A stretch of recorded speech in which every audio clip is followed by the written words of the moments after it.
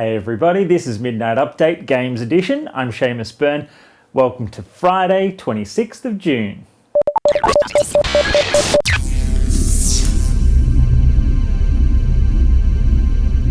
If you've been wondering where the PlayStation PlayTV system has run off to, wonder no longer. Australia is set to be the launch market for an updated HD version of the PlayTV box, and according to The Australian, it's actually set to launch by October. So this will mean Twin HD tuners and an included electronic program guide for under $200. We've also heard Sony Computer Entertainment isn't too fussed about trying to get a Freeview logo on that thing, so I'm sure many of you will find that to be good news too. The official Game Critics Awards for E3 have just been announced, and the Best of Show winner was Uncharted 2 Among Thieves, which was also named Best Console Game. Other big winners were Scribblenauts, which was both Best Handheld and Best Original Game of the Show, and Star Wars The Old Republic as Best PC Game.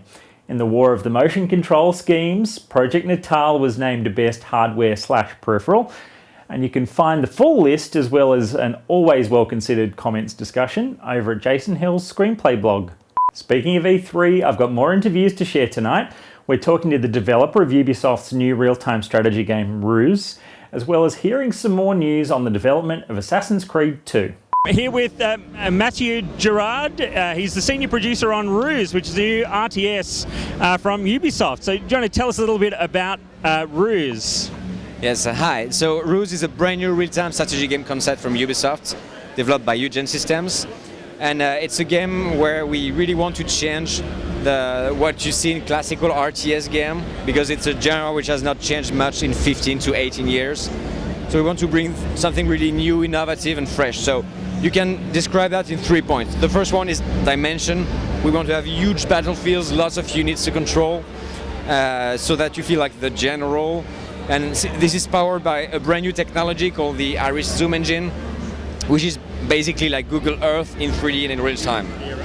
And the next point is we want you to be the general, but a general is the one who is making the plan, who is bluffing the other guy, who is manipulating him. So the second point is about deception. So we give you a set of tools to hide information. So for instance, making your units invisible on the battlefield, create false information like decoy units or decoy buildings which can distract the attention of the enemy, and also deception skills to steal information, so you can identify enemy units, you can crack his code to know the order he gives, so you can visually see the battle with these invisible units, the order the enemy gives, so you can really anticipate and master the battlefield.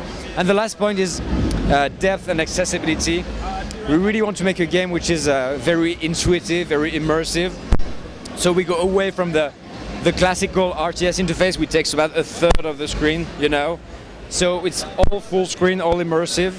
So it's very easy to control with a mouse, with a pad, even with a touch table, it's possible. And the thing is, it's not at the expense of depth in the game. So depth is coming from the 200 types of units you can control. It's coming of the size of the maps, how you can interact with the environment. When you zoom in, you can hide your troops in forest, use the cover of city blocks, and also all the deception skills are creating a huge wealth of strategies, maneuvers, and special cunning tactics you can use in the game.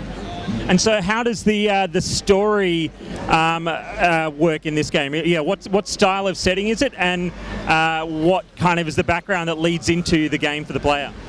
So, the setting is World War II, which is a great setting to us because it's the last setting with major battles with all the unit types we know, and also it was a setting with where deception, information warfare was predominant.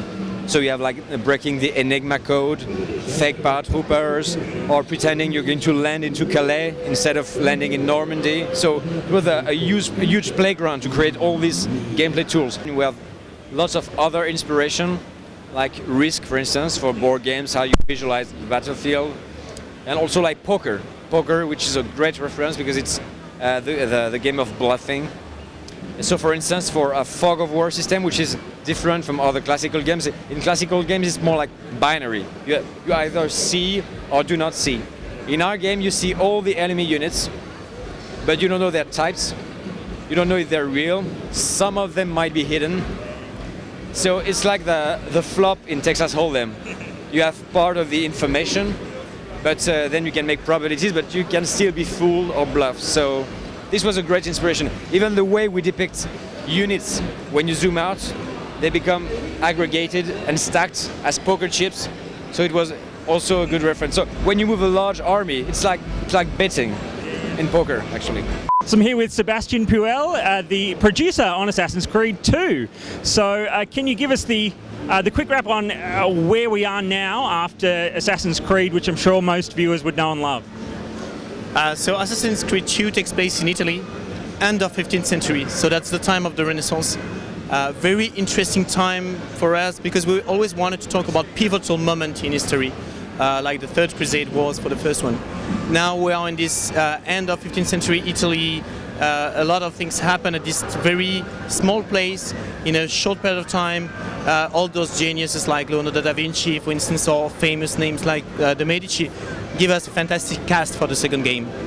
And I've seen in the demos we've seen today, there's some great new like tools and new talents that the character has. So I guess also perhaps you could explain who we are now in when we're in the Animus and some of these new skills. So you're still playing in the present as Desmond, and when you are going in the past, you are playing as Ezio Auditore da Firenze, noble man of Florence. He has a lot of new skills. We are showcasing some of them in this demo, not all of them. One of the interesting things is that he has much more powerful blades, and most of them are designed by Leonardo da Vinci. So Leonardo da Vinci will be kind of your Q in James Bond, giving you your gadgets and your tools to get a better assassin. And there was a cool sequence with even getting into one of Da Vinci's flying machines. Yeah, I think looking at this time period that we found very interesting, we want to say, what if?